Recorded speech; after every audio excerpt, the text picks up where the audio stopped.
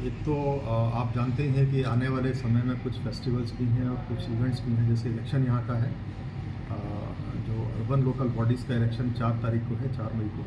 इसकी तैयारियों के संबंध में उसके लिए जो दिशा निर्देश दिए गए हैं उनको एक बार रीइटरेट के साथ साथ उसमें क्या कार्रवाई हुई उसकी समीक्षा के लिए, साथ ही साथ ईद भी आ रही है, 22 तारीख को ईद है और रमज़ान चल ही रहे हैं, उसकी भी तैयारियों के बारे में समीक्षा करनी थी। और 14 अप्रैल को यहाँ पर जो पूरे प्रदेश और देश में मनाया जाता है, अम्बेडकर जयंती मनाई जाती है, उसकी भी एक तैयारी का, साथ ही साथ जो माफिया हैं उनके खिलाफ कार्रवाई की समीक्षा, क्राइम की समीक्षा, और पुलिस लाइन में कुछ अच्छे कार्य इनके द्वारा किए गए हैं तो उनका भी एक अवलोकन मैंने किया, तो उस कारण से बनाया। सर, अगर हम नगर निकाय चुनाव की बात करें तो किस तरह की तैयारियां हैं, चूँकि पूरे प्रदेश में हो रहा है, हर नगर क्षेत्र में हो रहा है, तो इसको लेकर किस तरह की स्ट्रेटेजी बनाई गई ताकि अति संवेदनशील जो बूथ हैं उस पर भी मतलब नकेल कसी जा सके? सर, पूरी हम लोगों ने पूरे जोन में, और अगर आप गाजीपुर की बात करें तो यहाँ अभी कप्तान साहब ने बताया कि 4 यहाँ पर नगर पंचायत हैं और 5 नगर पंचायत हैं, 3 और 4 नगर पालिकाएँ हैं। तो उसमें तैयारी इनकी है, करीब 99 के करीब सेंटर हैं इनके, और कुछ थाने हमारे नहीं हैं इससे कवर्ड, तो वहाँ की फोर्स की ड्यूटी तो लगेगी ही। इसी तरह से हमारे जोन में जो 2 रेंजेस हैं उनकी बाद में इलेक्शन है, आजमगढ़ और मिर्ज़ापुर रेंज की, तो वहाँ के फोर्स की ड्यूटी भी हम लोग यहाँ इलेक्शन में लगाएंगे, और यहाँ का फोर्स जब यहाँ इलेक्शन ख़त्म हो जाएगा उसके बाद वहाँ पर जाएगा। तो उस हिसाब से फोर्स की अवेलेबिलिटी बहुत अच्छी है, और साथ ही हमें ये भी आशा है कि पीएसी और आरएएफ वगैरह हमको मिलेगी।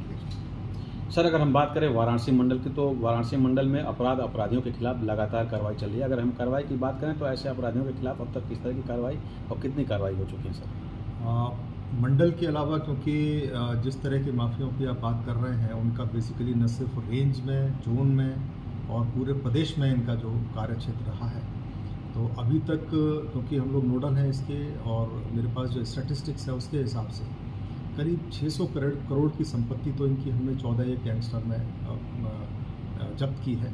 इसके अलावा इससे करीब दोगुनी ध्वस्त की गई है, या फिर उनकी जो इनकम हो सकती थी इन सबसे वो रोका गया है। तो करीब 1500 करोड़ का हम लोगों ने इनको नुकसान किया है। दूसरा चीज़ है कि इनके जो हम लोगों ने जो गैंग मेंबर्स आइडेंटिफाई किए हैं, सभी के हिस्ट्री शीट खोलना, उनके पास जो भी लाइसेंसी हथियार थे वो सारी चीज़ें उनको जब्त की गई हैं, कैंसिल कराए गए हैं।